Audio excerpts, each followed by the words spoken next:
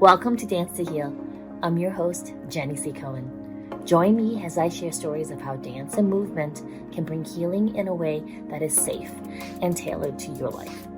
I'm a cancer survivor, mother of two, and an award-winning performer who found that movement was vital to my recovery. I created Dance to Heal Wellness and also authored the best-selling book, Outside in Recovery, Dancing My Way Back to Myself After Breast Cancer. I will bring new techniques to help you on your dance journey and healing path. Are you ready to move? Dance to Heal starts now. Krys Pappius is a world traveler, a hiker, a nature lover, and a fitness enthusiast. After a near-death experience in 2003, Krys embarked on a journey of self-discovery. As an empowerment coach, Krys shares with women who feel stuck and unfulfilled ways to find meaning, fulfillment, and joy in living. So you are all in for such a special treat. Krys, welcome. Thank you, Jenny. I love spending time with you. I don't care what the circumstances are. It's a pleasure to be here. So, audience members, I just have to clarify something. Krys is not someone that I had the pleasure of approaching to interview on this podcast. I actually have a really great story that I want to share with you about Krys because back in 2022, in the middle of the Panini lockdown, I happened on this online course, and Krys, you can feel my pain with this, where they wouldn't give us any bloody recordings of the event. So I had to register and be there live. I mean, what are you kidding me? I had to be there live for hours. And I just remember this really, because you had shorter hair back then. You've got a bob now. Yeah. This very intriguing, okay, dare I say it, white lady that just, there was something emanating from you that drew me in to the point, folks. Krys had been you've been so active in the chat, right? I'm not going to buy this. I have no money. I'm not going to buy this. And then she's like, I'm all in. And I was like, well, if Krys is all in, I'm all in. So I signed up for this 5-digit coaching program because I was going to go to Vegas to meet you live, Krys. This poor woman was slowly backing away from me the first time we met because I was like, oh my God, it's so exciting to meet you, Krys. And you were like, okay, then. Okay. And also, it was because probably this was pre-dynamic life where I was very standoffish. I suspect that I'm not quite the same person you met that first day. Because we went through an event together. We did a whole breakthrough event. And I do want to say something about this is really important, folks. Krys is a very special soul. So you don't always see your value, Krys, because you're so used to being a server, like a taking care of people. So you forget, and we have to just remind you about your gifts. We went through this breakthrough together. It didn't really change who you were. It just kind of cracked you open so we could see you. You let yourself shine through. Absolutely true. And I think that applies to so many of the people that we cross paths with day to day. It's not that we have to change who we are. We need to we would serve ourselves and make the most out of life if we would allow who we really are to emerge from all the armor and the protection that we have put in place because of whatever life experiences we've had that really were not the most pleasant experiences. Right. It's like life gets lifey, doesn't it, Krys? Oh, life gets life. Life comes, for me, it was a whisper and a tap on the shoulder. And then life came with a 2x4 and knocked socks off me. And really, it was my wake-up call. It was not a pleasant experience. And with hindsight, I will honestly say that 2x4 was the greatest gift the universe could have given me. Yes.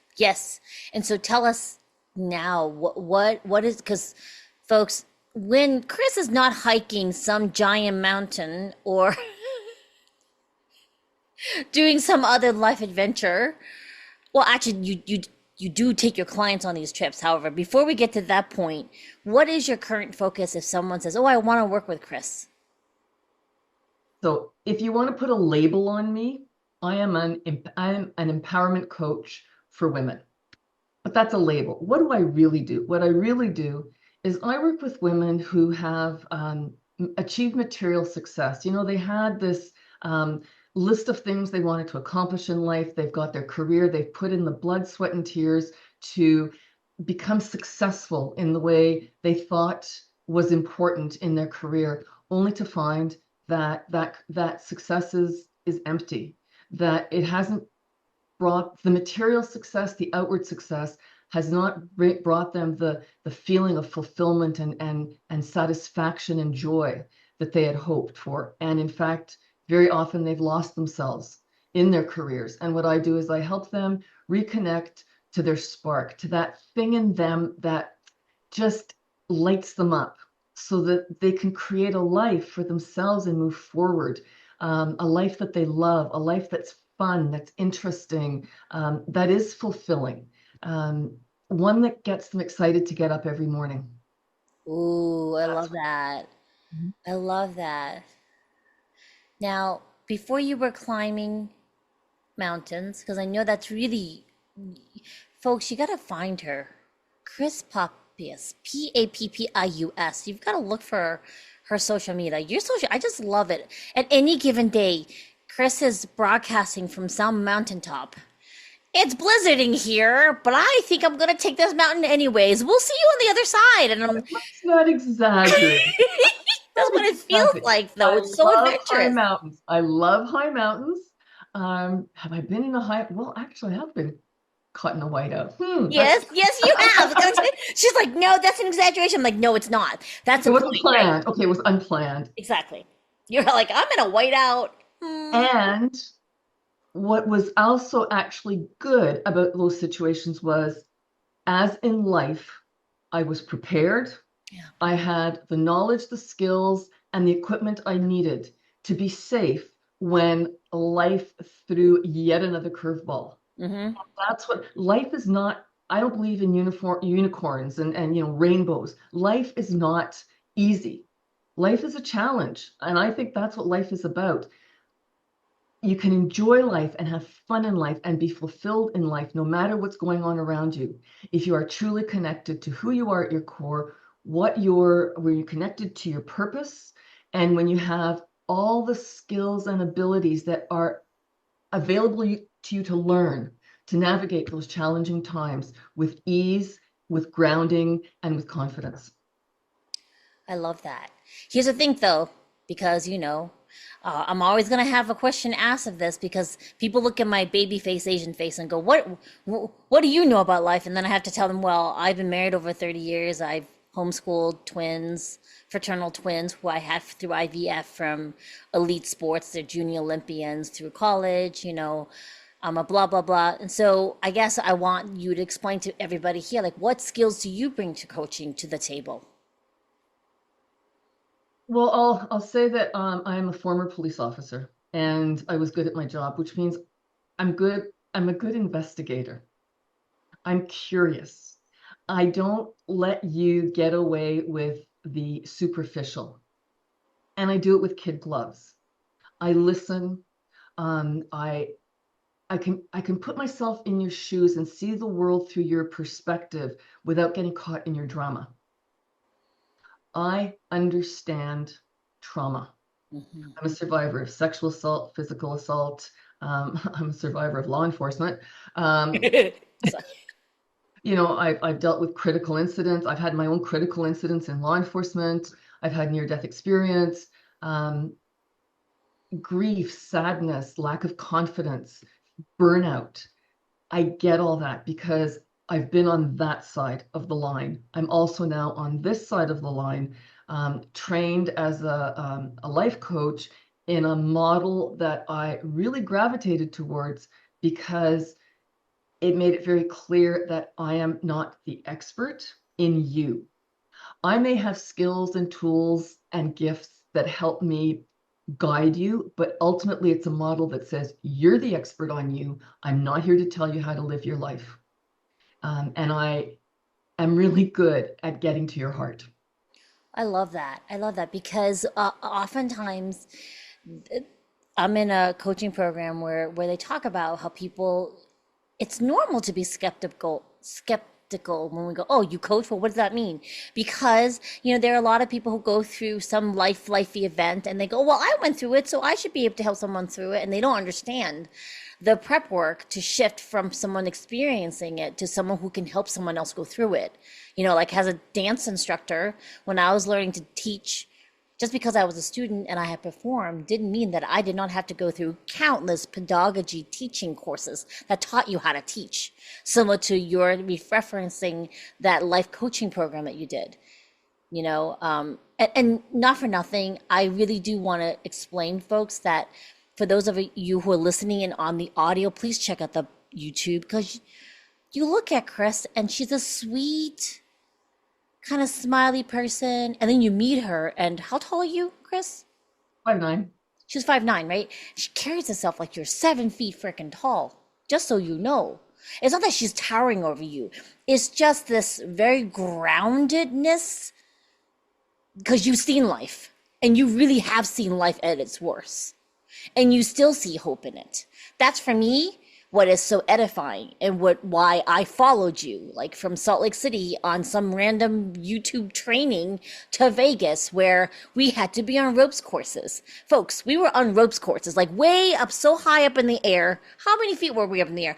I don't know. To you, it was kids' play. To me, it was really high. Where were we? Like, perump. We were 30 to 40 feet. And Jenny, in many circumstances, I'm afraid of heights. When I'm on a ropes course and there is really nothing but a rope holding me up on the rope, believe me, I was terrified. And that to me was such a fantastic experience. Oh my gosh. That was, years ago. So I'm a former scuba diver, and for a few years I was involved in the wheelchair sports scuba diving club, where as able-bodied divers, we would take disabled divers, anything from paralysis to amputees, whatever. We would take them into the water, one on either side, and we would help them experience the water. And there was one member in the group who he was also a skydiver. Like, he was so active. And I asked him once, and I've never forgotten this. I said, "Why do you skydive?" And what he said to me, and this is a quote: "Life in a wheelchair scared me so much that I had to face my worst fears. Because I knew if I faced these fears, I could face anything else." And I think that ropes course that we were on reminded me that facing your fears and going through your fears, and feel the fear and do it anyway. It's not just a cliche, it's the truth. Um, and really, I think that is the, the foundational piece of my coaching is, yes, my clients are afraid. We are all hardwired to resist change. So my clients are afraid of change. That's normal. And I help them face the fear and do it anyway in small, tiny steps, so that they can move forward in the direction they want to go. They can experience success. They can see how far they've come and gain the confidence to keep going. Oh, I love that. That's amazing. Yeah, yep, yep. So it didn't hurt that the safety people were really good eye candy, Krys.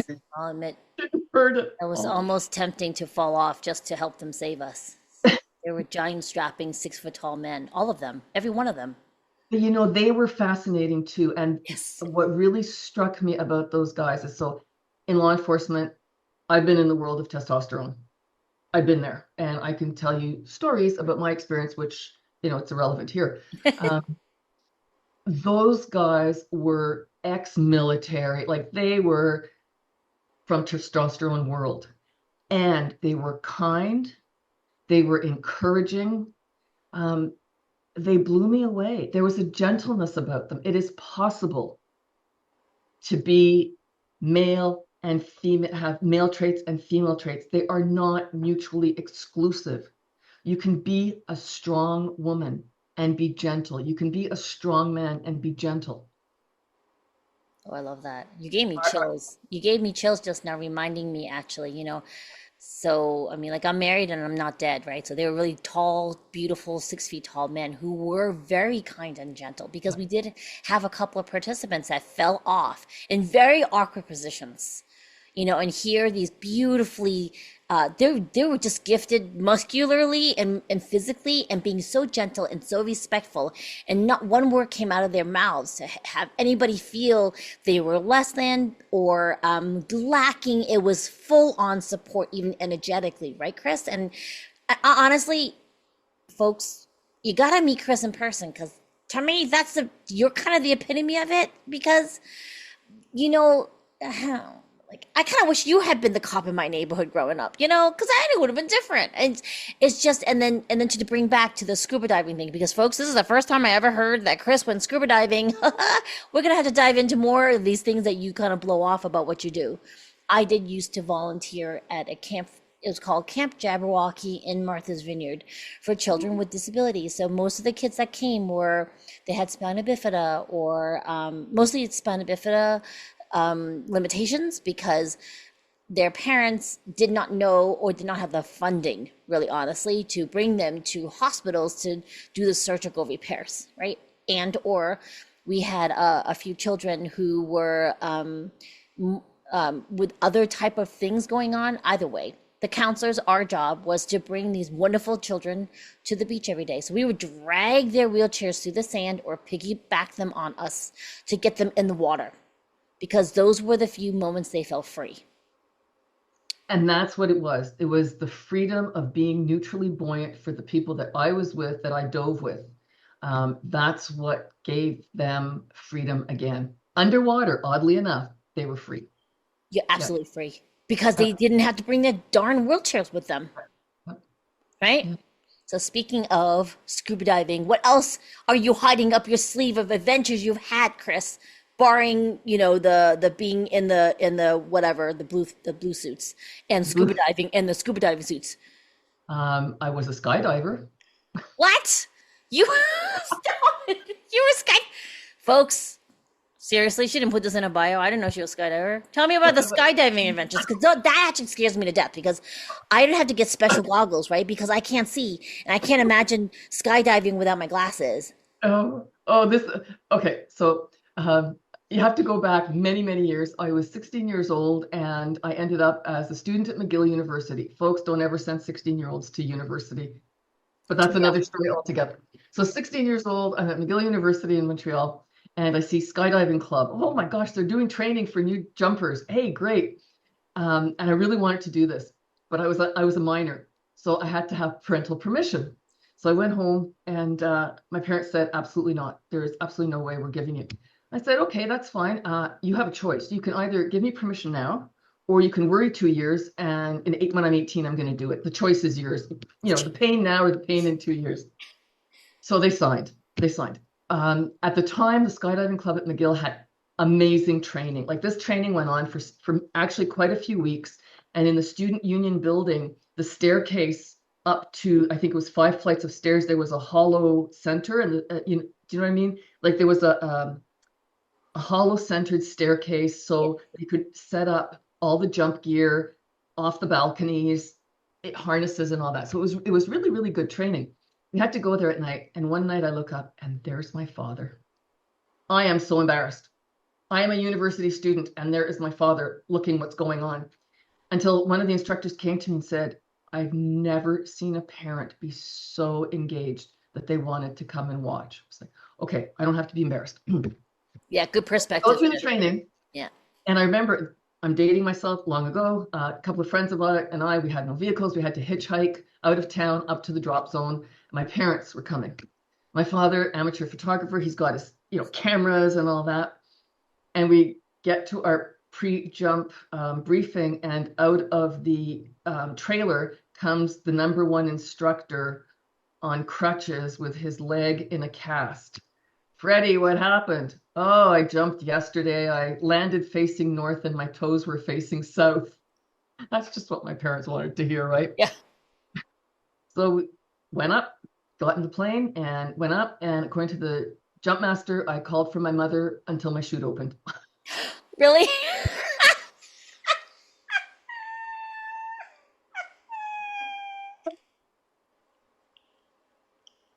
really suave and debonair 16-year-old McGill University student crying for her Did you need a diaper? Like I would have just mother. let go. Like I personally would. No, I didn't need a diaper, but you're floating down and everything's beautiful and you look down and you're going, oh my gosh, like that ground is coming up. We were in a field, a cow field. So I didn't need a diaper, but there's all the cow patties. You have to make sure you didn't land in one of them. So no, I didn't land on a cow patty. I landed well. Everything was good. I did 12 more jumps. And that was it. I was done. You did 13 jumps before you were Correction, 17 11. No, I did 12 total. So I did another 11 jumps. Yep. in 1 year. Um, yeah, it was pretty quick. I think probably in less than a year I did that. I have a question for you. Yes. When you're jumping out of the plane like that, right? Because I've seen when they do the guided one where you're like strapped to the chest of some giant guy, similar to the people we're talking about in the ropes courses. And I always watch the landings because I'm so afraid the person strapped is going to break a leg off because they forget to stick their legs up in the air. That's a word. When you're just you, though, how do you land? Because I'm not Mission Breaking. Impossible. How do you? Okay, so you have the parachute and there's the ropes coming down tied onto your harness, but you also have guiding. You're actually in control of the direction of the parachute and how fast it's coming down. So back then we had, I can't remember what they called them. They were just those regular, the old military style round mushroom style parachutes. Now they have all kinds of fancy dancy things. In any event, you're totally in control. So that actually you're braking as you land. So you're coming down. It's not like you land at whatever, that's been so long. I can't remember what speed you're actually coming down, but you're not landing. You're actually braking just as you hit the ground. So Oh, you're in control of your chute. oh, really? Yep. Because I just had this vision, when it's kind of like a plane, but your feet are paddling really quick, trying to like catch the landing. Well, you have to run because the chute is moving this way, but it's not crashing you down. I think that's a very good question. It's a valid question. It's probably a question I asked myself as I was coming down. Oh, I hope I don't break my leg. But yeah, so you are in control of the chute. Wow, yeah. I think you should do an event similar to what we did for that event, where you have us jumping out of planes. Yeah, right. I won't jump out of a plane again. If I'm not going to do it, I can't make somebody Well, else I do it. meant strapped to one of those big guys. Oh, I don't even think I would do that. I don't care how cute and how big he is. I don't think I'm going to do that again. But we just lean back and put our legs up. I mean, I would need a diaper, and some type of goggles Yeah. glued to my face because I'm blind without my glasses. But No, no. no. Well, there's something going on around on Facebook. A woman, now I can't remember, is she 102? I think she's 102, and she just completed her, I think she's 100, and she's done a jump on every birthday for the last God knows how many years. But she said this is going to be her last one. But she's way, way, way up there in years. She's hilarious. And she doesn't by herself, no big Oh no, strapping she's guy. tandem and she does it. She fundraises every birthday. Okay, she's okay. Well, I would do that if I could just guarantee my legs wouldn't break off. That's my biggest worry. So that alone will keep me from doing it. All right, now are you bringing any guests with you on hiking in the future? There's a lot of thoughts in my head, a lot of discussions going on. What I would like to do is yes, I would love to take women on an adventure. The challenge where I live is it would really be sad if I got women up here to go out on an adventure and the weather wasn't cooperative. I can go out in the rain and the snow. I've got all the equipment, but I'm not sure that. So the other thing I'm looking at right now is possibly doing something like the Galapagos Islands. So why am I doing this? I want to take women out of the office. I want them to go out and experience me time on an adventure. An adventure is anything that's out of the ordinary. Adventure doesn't mean climbing mountains. An adventure can be taking a new dance class. That's an adventure because it's doing something new, something that's going to take you out of your norm. I happen to believe in physical activity. I'm very active. I train in CrossFit, I swim, and of course, as you mentioned, I hike. And I believe that together, the nature and activity is magical when it comes to connecting with who you are. There's just something about the energy if you stop to smell the flowers. There's two kinds of hikers. There's those who just want to make it to the top, bag a peak, and come home. And that's not me. I'm someone who goes, I'm with my camera, I'm stopping, I'm getting really excited when I see a new little worm or a new little flower. I don't even care if I don't get to the summit. I can have a fantastic nature experience without reaching the summit. Reaching the summit is, of course, a bonus, but that does not make or break my adventure. This is an excellent point. So audience members who are watching and listening to this, this is actually a message for you right now with what Krys just said. If you're someone who has trouble enjoying the journey, you've got to look up Krys and do a session with her. If you're someone who needs validation that it's okay to smell the flowers and look at the new worm that you just found along the trail path, Krys is someone you want to hook up with just so she can continue flaming that flame within you that needs that for healing. I remember how important it was for me to ground in nature right before I started chemotherapy. And they had said during cancer treatment, it's vital that you are constantly connecting to nature throughout it, before, during, and after the treatment. And so what you said just completely resonated with me. Folks, you can find Krys at her website. And I'm going to give you a couple ways to connect with her. Now, she has an amazing quiz on her website.